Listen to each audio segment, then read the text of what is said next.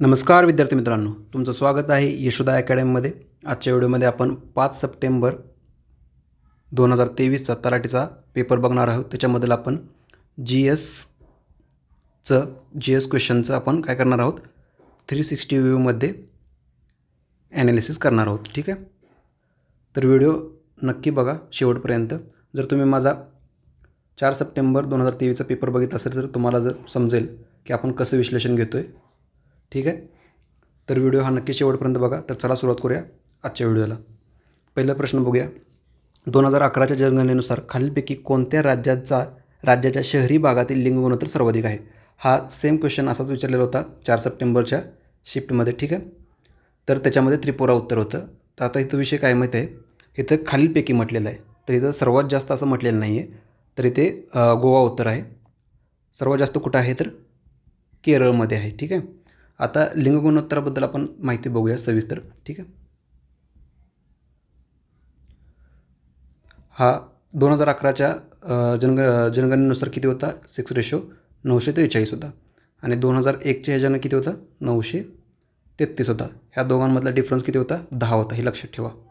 ठीक आहे, परत जो हायेस्ट होता कुठे होता, केरळमध्ये होता. ठीक आहे, 1084. आणि जो लोवेस्ट होता तो कुठे होता तर हरियाणामध्ये होता. ठीक आहे, आता जो चाइल्ड सेक्स रेशो होता हा 2011च्या जनगणनेनुसार किती होता, 919 आहे. ठीक आहे, जो सेक्स रेशो आहे तो राज्यानुसार बघूया. सगळ्यात जास्त केरळमध्ये आहे, परत नंतर पुदुचेरीमध्ये आहे, परत तामिळनाडूमध्ये, परत आंध्र प्रदेशमध्ये आहे आणि नंतर छत्तीसगडमध्ये आहे. ठीक आहे, ही महत्त्वाची पहिली 5 राज्य लक्षात ठेवा फक्त. ठीक आहे, नेक्स्ट क्वेश्चन बघूया. झाडे आणि ते जिथे सापडतात त्या जंगलांचा प्रकार याचे खालीलपैकी कोणते संयोजन योग्य नाही असं म्हटलेलं आहे. तर साग हे उष्णकटिबंधीय पानझडी जंगलामध्ये आढळतं, हे बरोबर आहे. आगर चुकलेलं आहे, आगर पर्वतीय जंगलामध्ये आढळत नाही आहे ते. ठीक आहे, परत रोजवूड हे उष्णकटिबंधीय सदाहरित जंगलामध्ये आढळतं आणि जे बाबूळ जे आहे ते काटेरी जंगलामध्ये आढळतं. आता आगर हे मी नेटवरती बघितल्यानंतर मला जे समुद्राच्या काठावर आहे तिथे सांगत आहे, समुद्रकाठजवळ. ठीक आहे, आता उष्णकटिबंधीय सदाहरित वने जे आहेत त्याचे अजून उदाहरणं बघूया आपण. तर ते कुठले कुठले आहेत, नागचंपा, पांढरा सिडार, फणस, जांभूळ आणि कावसी. ठीक आहे, हे उदाहरण आहेत, हे लक्षात ठेवा, महत्त्वाचे आहेत. परत जे पानझडी आहेत उष्णकटिबंधीय पानझडी ह्याच्यामध्ये कुठले कुठले आहेत, सागवन, शिसम, पळस, अंजन, लेंडी आणि खैर. ही कशाचे आहेत, पानझडीचे आहेत आणि ही सदाहरित जंगलाचे आहेत, ही लक्षात ठेवा. ठीक आहे, नेक्स्ट क्वेश्चन बघूया.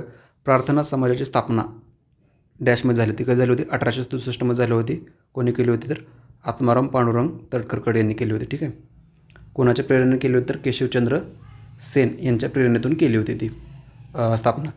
परत जे ह्याची पूर्ण जर डेट म्हटली तर ती कधी आहे, 31 मार्च 1867 आहे. ह्याचे जे सेक्रेटरी होते ते कोण होते तर बाळ मंगेश वागळे होते. ठीक आहे, हे जे सुरुवातीला जे मुंबई विद्यापीठ होतं, मुंबई युनिव्हर्सिटी, त्याच्यामध्ये जे 4 पदवीधर पास झाले त्याच्यामध्ये हे सुद्धा होते. ठीक आहे, परत ह्याचं जे ब्रीदवाक्य होतं, घोषवाक्य म्हणजेच ते काय होतं तर love of God in the service of man, हे त्यांचं घोषवाक्य होतं. ठीक आहे, परत सुबोध पत्रिका हे मुखपत्र होतं. ठीक आहे, जसं ब्राह्मो समाजामध्ये ख्रिस्ती जयंती साजरी केली जायची, तसंच प्रार्थना समाजामध्ये तुकाराम बीज साजरे करत होते. ठीक आहे, हे लक्षात ठेवा. नेक्स्ट क्वेश्चन बघूया. खालीपैकी कोणते योग्यरित्या जुळवलेले आहे. आता शॉर्टकट आहेत, एक्सेल शॉर्टकट आणि त्याची क्रिया. ठीक आहे. आता रो हाईड करणे हे बरोबर आहे, Ctrl+9. आणि रो हायलाईट करणे हे शिफ्ट प्लस स्पेस बार आहे. आणि रो अनहाईड करणे Ctrl+0 सांगते. तर आता रो हाईड करणे सांगतो तुम्हाला मी. रो हाईड आणि रो अनहाईड. ठीक आहे. रो हाईड करायचं असेल तर Ctrl+9 आणि Ctrl+0 हे दोन्ही आहेत. आणि जर रो अनहाईड करायचं असेल मला तर Ctrl+Shift+9 Ctrl+Shift+0. ठीक आहे. हे अनहाईडसाठी आहे आणि हे हाईडसाठी आहे, त्यामुळे हे चुकलेलं आहे. ठीक आहे. फक्त ए आणि बी बरोबर आहे. नेक्स्ट क्वेश्चन बघूया. 2011च्या जनगणनेनुसार शीख धर्मीय समुदायांची लोकसंख्या ही भारताच्या एकूण लोकसंख्येच्या किती टक्के आहे असं म्हटलेलं आहे. तर किती आहे ती 1.7%. तर आता सर्व धर्मांची बघूया आपण किती टक्के आहे. पहिले हिंदूचे आहे 79.80. फक्त एवढंच लक्षात ठेवा, स्टार्टिंगचेच 2 डिजिट लक्षात ठेवा. परत मुस्लिमचे किती आहे 14.23 आहे. परत ख्रिश्चन म्हणजे कॅथलिक हे किती आहेत 2.3. परत जे शीख आहेत ते 1.7 आहेत. आणि जे बौद्ध आहेत ते किती आहेत 0.7 आहेत. हे लक्षात ठेवा, ह्यांचा क्रमसुद्धा लक्षात ठेवा. पहिले हिंदू, मुस्लिम, कॅथलिक म्हणजे ख्रिश्चन, नंतर शीख आणि नंतर बौद्ध. हे लक्षात ठेवा, नेक्स्ट एक्झाममध्ये विचारू शकतात तुम्हाला. ठीक आहे. नेक्स्ट क्वेश्चन बघूया. खालीपैकी कोणती जोड्या योग्यरित्या जुळवलेल्या आहेत. ठीक आहे. अनावृत्त बीजे यात आवरण नसलेल्या बिया असतात आणि आवृत्त बीजे फळाच्या आत बिया असतात. ठीक आहे. अनावृत्त बीजे यात आवरण नसलेल्या बिया आणि आवृत्त बीजे आणि फळाच्या आत बिया असतात. हे दोन्ही पण विधान बरोबर आहेत. ठीक आहे. आता हे जर बघायचं म्हटलं वनस्पती सृष्टी. ठीक आहे. आता तुम्हाला चार्ट दाखवतो कसा आहे तो वनस्पती सृष्टी.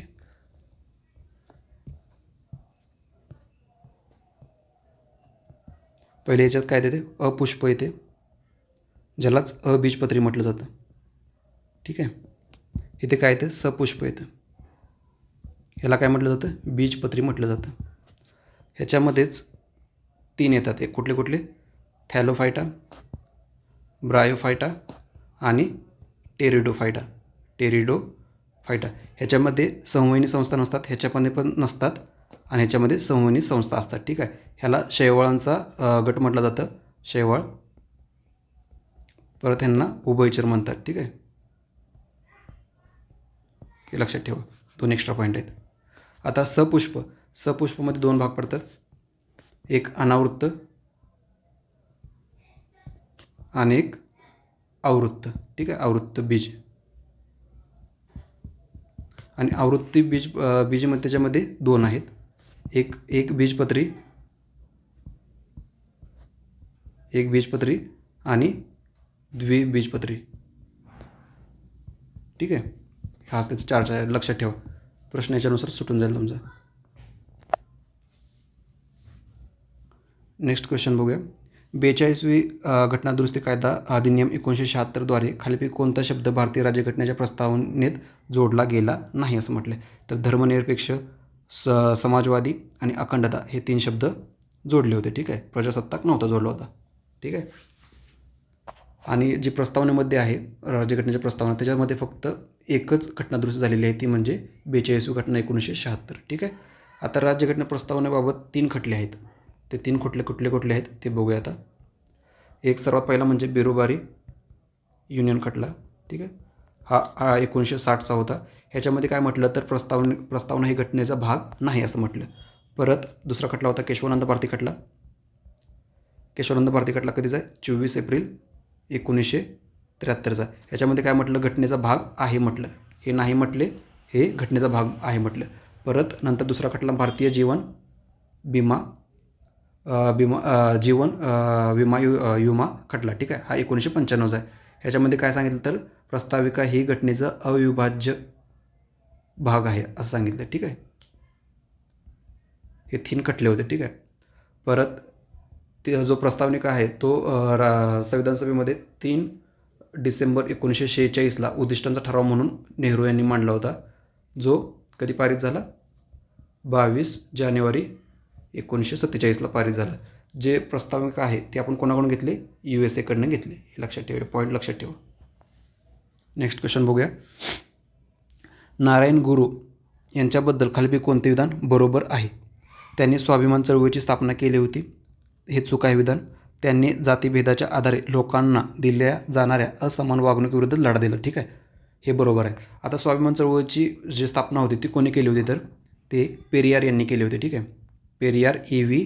रामस्वामी नायकर यांनी केली होती. तामिळनाडूमध्ये केली होती त्यांनी. ठीक आहे, कधी केली होती तर 1925ला केली होती. त्याचं मागचं उद्दिष्ट काय होतं, जे मागासवर्गीय जे आहेत त्यांना जे उच्चवर्णीय आहेत त्यांच्या तुलनेत समान वागणूक मिळावी यासाठी त्यांनी स्वाभिमान चळवळीची सुरुवात केली होती. कोणी, पेरियार यांनी केली होती तमिळनाडूमध्ये. आणि नारायण गुरु यांच्या रिलेटेड संस्था कुठली आहे तर ती SNDP आहे. SNDP कधीचे, 1903चे आहे, ज्याचे पहिले अध्यक्ष हे नारायण गुरु होते. ठीक आहे, आता जी तुमची ही झाली एक्झाम धर्मादाय, त्याच्यामध्ये SNDPवरती क्वेश्चन विचारलं होतं, वर्ष विचारलं होतं. ठीक आहे, त्यामुळे लक्षात ठेवा, जे आपण विश्लेषण करतो आहे त्याचा फायदा तुम्हाला नक्की होईल. पुढचा क्वेश्चन बघूया. खालीलपैकी कोणती नदी कृष्णा नदीची उपनदी आहे? कृष्णा नदीची म्हटलं आहे. ठीक आहे, तर कोयना आहे. आता कृष्णा नदीच्या उपनद्या बघूया कुठल्या कुठल्या आहेत. भीमा, तुंगभद्रा, कोयना, वेन्ना, पंचगंगा, दूधगंगा, घटप्रभा, मलप्रभा आणि मुसी ह्या कृष्णेच्या उपनद्या आहेत. आता मांजरा ही कोणाची आहे तर गोदावरीची उपनदी आहे. ठीक आहे, भवानी आणि जे काबिनी आहे ही कोणाची आहे तर कावेरीची आहे. एवढं लक्षात ठेवा. ठीक आहे, कृष्णा नदीचा उगम कुठे होतं तर महाबळेश्वरमध्ये होतं.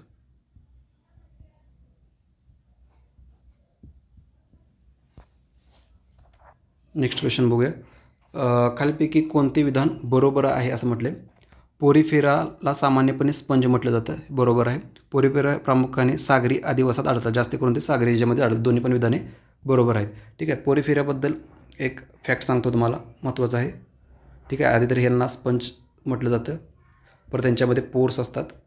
ठीक आहे, परत हे जास्त करून सागरीच्या ह्याच्यामध्ये त्यांचे लोकेशन असते. ठीक आहे, परत ह्यांना जे पोर्स असतात म्हणजे जे छिद्र असतात ते एक ऑस्टिया म्हणून असते आणि दुसरे ऑस्क्युलम म्हणून असते. ठीक आहे, इंग्लिशमध्ये लक्षात ठेवा. ऑस्टिया जे असते ते पाणी आतमध्ये घेण्यासाठी असते. ठीक आहे, आणि ऑस्क्युलम हे पाणी बाहेर टाकण्यासाठी असते. हे 2 छिद्र असतात, ऑस्टिया आणि ऑस्क्युलम. ऑस्टिया कशासाठी असते, पाणी आत घेण्यासाठी, आणि ऑस्क्युलम कशासाठी असते, पाणी बाहेर टाकण्यासाठी. ठीक आहे, हे जे पॉईंट आहेत लक्षात ठेवा पोरिफेराचे. नेक्स्ट क्वेश्चन बघूया. भारतीय राज्यघटनेच्या संदर्भात अनुच्छेद आणि तरतूद यांची खालीलपैकी कोणती जोडी किंवा जोड्या योग्यरित्या जुळवलेल्या आहेत? अनुच्छेद 19 काही प्रकरणामध्ये अटक आणि स्थानबद्धता यापासून संरक्षण, तर हे चुकलेलं. अटक आणि स्थानबद्धता हे कुठल्या कलमामध्ये आहे तर 22मध्ये आहे. अनुच्छेद 19 अल्पसंख्येच्या हिताचे संरक्षण, हे बरोबर आहे. ठीक आहे, त्यामुळे पहिलं चुकलेलं आहे, फक्त 2 बरोबर आहे. ठीक आहे, आता जे कलम 19 आहे, कलम 19 त्याच्यामध्ये 6 स्वातंत्र्य दिलेले आहेत. मुळात किती होते, 7 होते, जे 44व्या घटनादुरुस्तीने काढण्यात आलेले. ठीक आहे, आता किती आहेत सध्या, 6 आहेत. 6 कुठले कुठले आहेत तर ते भाषण आणि अभिव्यक्ती. ठीक आहे, दुसरं काय आहे, एकत्र जमणे. तिसरं काय आहे, संघटना. चौथं काय आहे, मुक्तपणे संचार. परत 5वं काय आहे, राहणे. आणि 6वं व्यवसाय करणे. आता हे एका वाक्यानुसार लक्षात ठेवा, म्हणजे पहिलं भाषण करायचं, नंतर एकत्र जमायचं, नंतर संघटना स्थापन करायची, मुक्तपणे फिरायचं, नंतर संचार करायचा, नंतर मुक्त फिरून झाले थकल्यानंतर राहायचं आणि नंतर काय करायचं, राहिल्यानंतर तिथे व्यवसाय सुरू करायचा. असं लक्षात ठेवा. 19 कलम. ठीक आहे. टोटल 6 आहेत स्वातंत्र्य.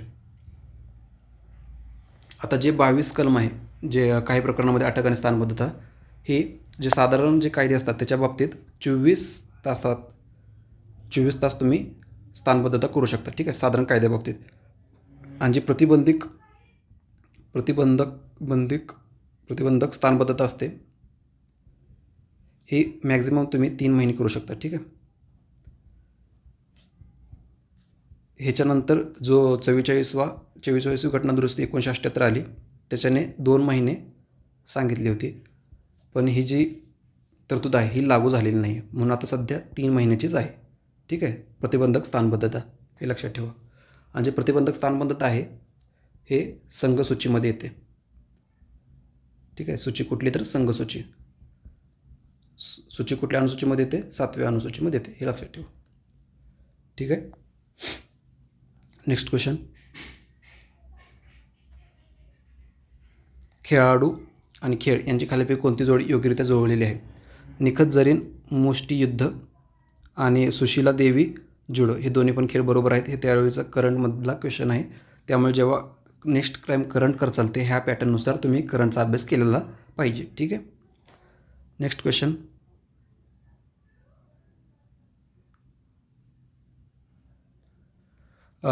डॅशमध्ये चौरी चौरीच्या घटनेमुळे महात्मा गांधींनी असहकार चळवळ मागे घेण्याचा निर्णय घेतला. कधी झाली होती? 1922ला झाली होती. ठीक आहे. आता त्याची पूर्ण तारीख काय होती? 5 फेब्रुवारी 1922. कुठं झाली होती? UP गोरखपूर जिल्ह्यामधील चौरी चौरा या ठिकाणी. ठीक आहे. परत 11 फेब्रुवारीला महात्मा गांधीजींनी ही असहकार चळवळ मागे घेतली आणि 12 फेब्रुवारीला काँग्रेसने ठराव करून ती मागे घेतली. त्या ठरावाला काय म्हणतात? बारडोली ठराव. ठीक आहे. आणि ही जी असहकार चळवळ मागे घेतली ह्याला नेताजी सुभाषचंद्र बोस काय म्हणतात? ही एक नॅशनल कॅलॅमिटी आहे. ठीक आहे, असं नेताजी सुभाषचंद्र बोस म्हणतात. परत हे जे चौरी चौरा घटना झाली होती त्याच्यामध्ये जे पण लोक मारले गेले होते किंवा ज्यांनी पण नेतृत्व केले होते त्यांच्यासाठी कुंज विहारी यांनी कविता लिहिली होती. भेटेन 9 महिन्यांनी ही कविता लिहिली होती. हे PYQ आहे MPCचा, हे लक्षात ठेवा. आणि जे कुंज विहारी आहेत त्यांना विल्यम ली वॉर्नर हे काय म्हणतात? घाणेरडा निग्रो म्हणतात कुंज विहारी यांना. त्यामुळे हे पण लक्षात ठेवा. ठीक आहे. Next question. खालीलपैकी कोणती प्रजाती टायगर ऑर्किड म्हणून लोकप्रिय असून ती जगातील सर्वात मोठी ऑर्किड प्रजाती आहे? तर ती कुठलं आहे? हे सरळ फॅक्ट आहे, लक्षात ठेवा. ग्रॅमिटोफिल्म स्पेसिओसम हे त्याचं नाव आहे, लक्षात ठेवा. ही जगातील सर्वात मोठी ऑर्किड प्रजाती आहे, लक्षात ठेवा. ह्याला टायगर ऑर्किडसुद्धा म्हटलं जातं. ठीक आहे. Next question. परमोच्चता धोरण डॅशच्या कारभाराखाली सुरू करण्यात आली? ही लॉर्ड हेस्टिंगच्या कालावधीत सुरू केली होती. परमोच्चता धोरण म्हणजे पॅरामाउंटसी पॉलिसी म्हटलं जातं. परत जो वॉरन हेस्टिंगचा जो कालावधी आहे लॉर्ड हेस्टिंग त्याचा कालावधी आहे 1813 ते 1823. याच्याबद्दल म्हणायचं म्हटलं तर पेंढाऱ्यांचा बंदोबस्त केला होता. परत ह्याच्या कालावधीत तिसरे मराठा युद्ध इंग्रजांसोबत हे झालं होतं 1817 ते 1818मध्ये. ठीक आहे. परत दुसरा पॉईंट म्हणजे ह्याच्या कालावधीतच 1820मध्ये रयतवारी सुरू झाली होती आणि 1823ला महालवारी सुरू झाली होती. ठीक आहे. हे लक्षात ठेवा. पॉईंट 1800 पॉईंट आहेत. डब्ल्यूसीचा कालावधी सांगितला होता 1848 ते 1856.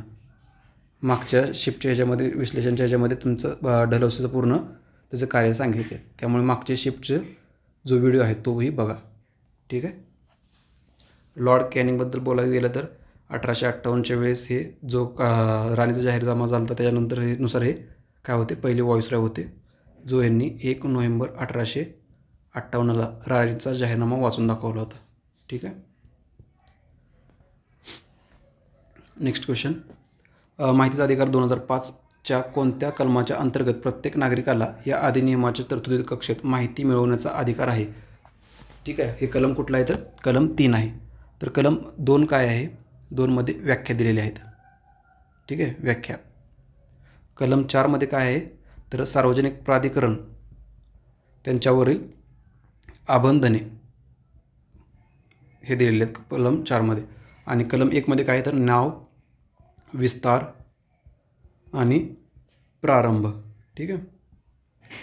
तर प्रारंभ कधी झाला आहे? 12 ऑक्टोबर 2005ला त्याचा सुरुवात झाली, अंमल झाला आहे. ठीक आहे.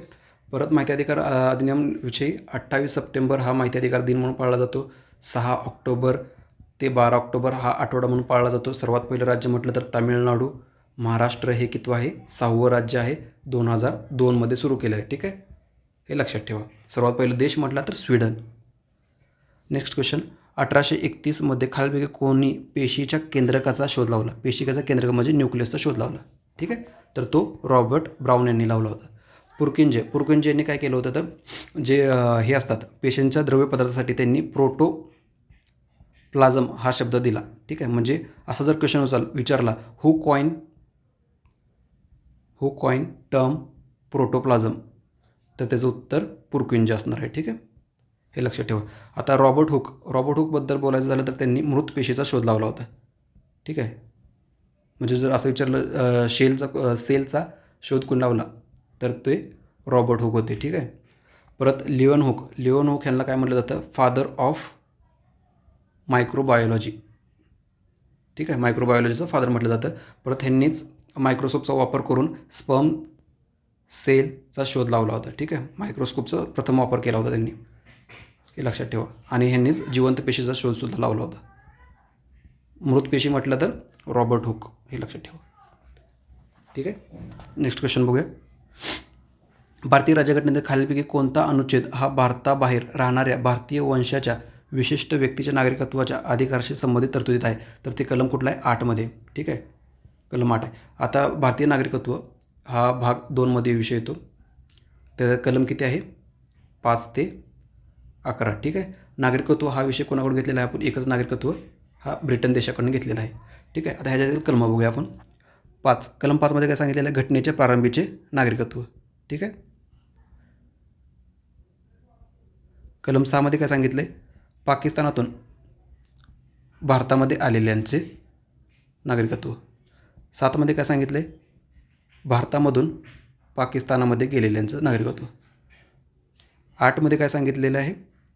हे जे आतमध्ये आहे ते भारतीय वंशाचे असणारे पण भारताच्या बाहेर राहणार आहे. ठीक आहे, 8मध्ये. 9मध्ये काय सांगितलेलं आहे? नागरिकत्व जे परकीय नागरिकत्व स्वच्छेने स्वीकारलेलं आहे त्यांचं नागरिकत्व चालू नसणार. ठीक आहे. 10मध्ये काय सांगितलेलं आहे? नागरिकत्व हक्क चालू राहणे 10मध्ये. 11मध्ये काय आहे तर संसद कायदा, म्हणजे जो संसद जो कायदा करेल त्याच्यामध्ये त्याचे विनिमय असणार, म्हणजे कधी संपादन करायचं किंवा कधी समाप्ती, हे नागरिकत्वाची हे कलम 11. आणि ह्याच्या अधिकार म्हणजे जो नागरिकत्व त्याच्यासाठी कायदा करण्याचा अधिकार कोणाचा आहे तर संसद आहे. ठीक आहे, हे लक्षात ठेवा. आता प्रश्न 19. माहितीचा अधिकार अधिनियम 2005 नुसार राज्य मुख्य माहिती आयुक्तांना देय असलेले वेतन व भत्ते आणि सेवेचे इतर अटी व नियम हे डॅश यांच्याप्रमाणे असतील, तर ते निवडणूक आयुक्त यांच्याप्रमाणे असतील. ठीक आहे, भारत सरकारचे निवडणूक आयुक्त, हे लक्षात ठेवा. भारत तिथं महाराष्ट्र सरकार दिले त्यामुळे चुकलं आहे. भारत सरकारचे निवडणूक आयुक्ताप्रमाणे असतील त्याचे वेतन आणि भत्ते. आता प्रकरण 4 ह्याच्यामध्ये काय ते राज्य माहिती आयोग येतो. ठीक आहे.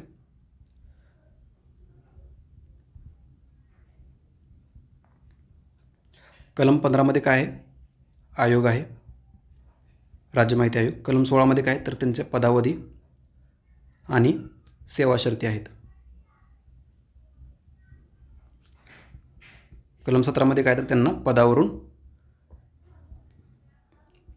दूर करणे 17 खतरा असतो त्यांच्यासाठी. ठीक आहे, लक्षात ठेवा.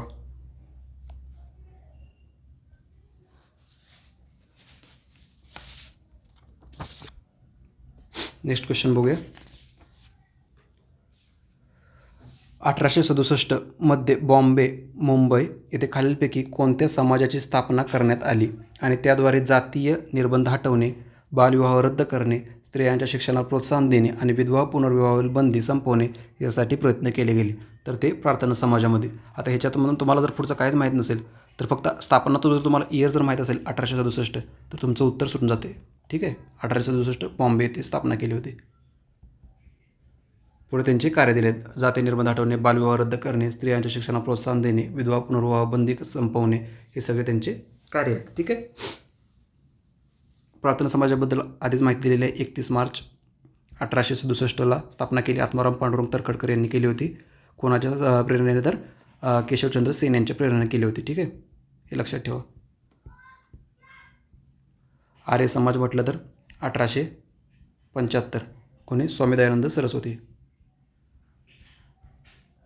ब्राह्मो समाज म्हटलं तर 1828 राजाराम मोहन रॉय. आणि सत्यशोधक समाज म्हटलं तर फुले. कधी? 24 सप्टेंबर 1873. एवढं लक्षात ठेवा. साल लक्षात ठेवलं तर तुमचा प्रश्न सुटून जातो आहे. विधवा पुनर्विवाह जो कायदा झाला होता तो कधी झाला होता? 1856 झाला होता, डलहौसी. ठीक आहे. हे लक्षात ठेवा. यांच्यासाठी कार्य कोणी केलं होतं तर ईश्वरचंद्र विद्यासागर यांचं कार्य आहे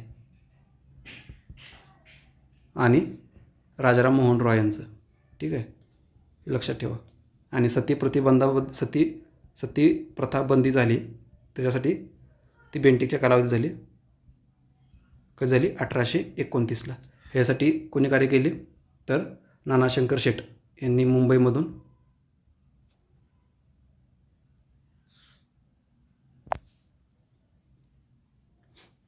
ठीक आहे. हे लक्षात ठेवा. सॉरी, मला माफ करा. जे सतीप्रथा आहे त्यासाठी राजाराम मोहन रॉय यांनी कार्य केलं होतं 1829साठी. ठीक आहे. बेंगालमधून. आणि मुंबईमधून कोणी केलं होतं तर नानाशंकर शेठ यांनी केलं होतं.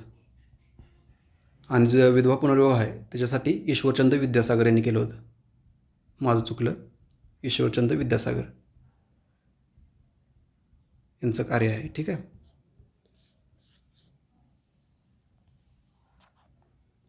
पुढचा क्वेश्चन बघूया. प्रधानमंत्री जीवन ज्योती विमा योजना डॅश वयोगटातील लोकांसाठी उपलब्ध आहे. कुठलं वयोगट आहे तर 18 ते 50 वर्ष आहे. ठीक आहे. हे लक्षात ठेवा. 18 ते 50 पर्यंत. पंतप्रधान जीवन ज्योती विमा योजना. ठीक आहे. आता ह्याच्याबद्दल माहिती बघूया आपण. ही योजना कधी चालू झाली तर 9 मे 2015ला सुरू झाली होती. ठीक आहे. 9 मे 2015ला. ह्याचं वयोगट किती आहे तर 18 ते 50 वर्ष आहे. आणि ह्याच्यासाठी प्रीमियम किती आहे तर 436 रुपये वर्षासाठी. ठीक आहे.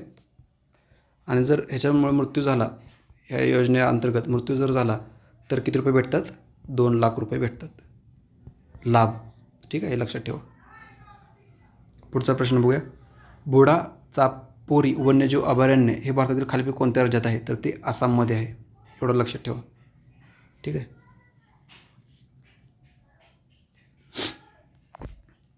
त्यावेळेस हा करंटमध्ये होता अभयारण्य, त्यामुळे हा क्वेश्चन विचारलेला आहे. त्यामुळे जे करंटमध्ये जर अभयारण्य आलं तर ते तुम्हाला तोंडपाठ हवेत. ठीक आहे. सर्व पाठांतर करायला जाऊ नका. फक्त जे करंटमध्ये आहेत, लेटेस्ट न्यूजमध्ये ते जर पाठ केलं तर तुमचा प्रश्न सुटून जातो. ठीक आहे. प्रधानमंत्री श्रम योगी मानधन PMSYM बाबत खालीलपैकी कोणते विधान बरोबर आहेत? ठीक आहे. ही निवृत्तीवेतन योजना 2019मध्ये सुरू करण्यात आली. हे बरोबर आहे. वयाची 60 वर्ष पूर्ण झाल्यानंतर याद्वारे 3000 रुपयाचे मासिक निवृत्तीवेतन दिले जाते. हे सुद्धा बरोबर आहे. विधान 1 आणि 2 बरोबर आहे. ठीक आहे. याच्याबद्दल काय? ही योजना निवृत्तीवेतन योजना आहे. ठीक आहे. म्हणजे पेन्शन 2019ला सुरू झाली. 60 वर्ष पूर्ण झाल्यानंतर भेटते हा योजना. ही योजनेचा लाभ घेऊ शकतो आणि 3000 रुपये मासिक निवृत्तीवेतन भेटते. ठीक आहे. हे पॉईंट लक्षात ठेवा. नेक्स्ट क्वेश्चन बघूया.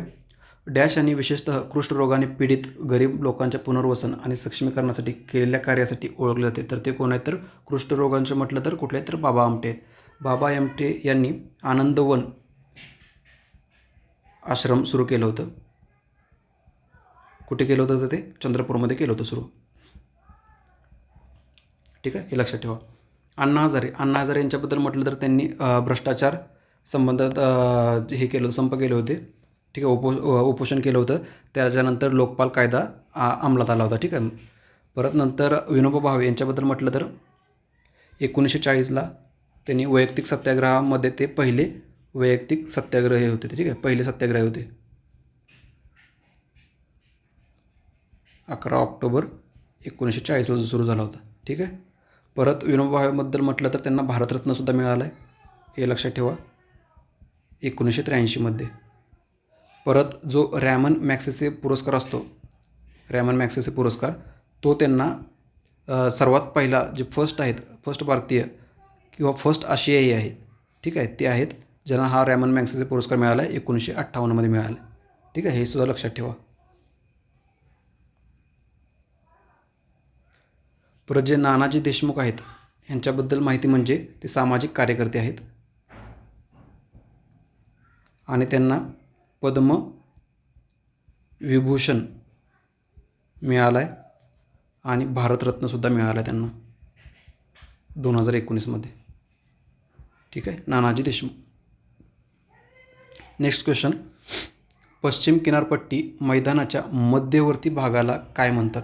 मध्यवर्ती भागाला काय म्हणतात? तर कन्नड मैदान म्हणतात. आणि उत्तरी भागाला काय म्हणतात? तर कोकण म्हणतात.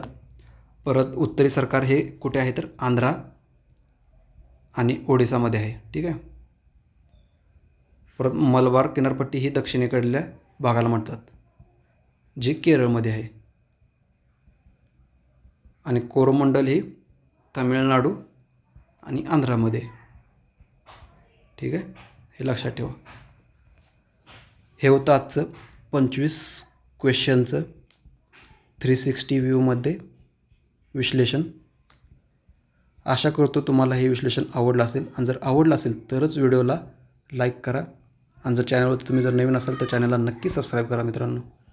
ठीक आहे, आजचा व्हिडिओ आपण इथेच थांबूया. जय हिंद.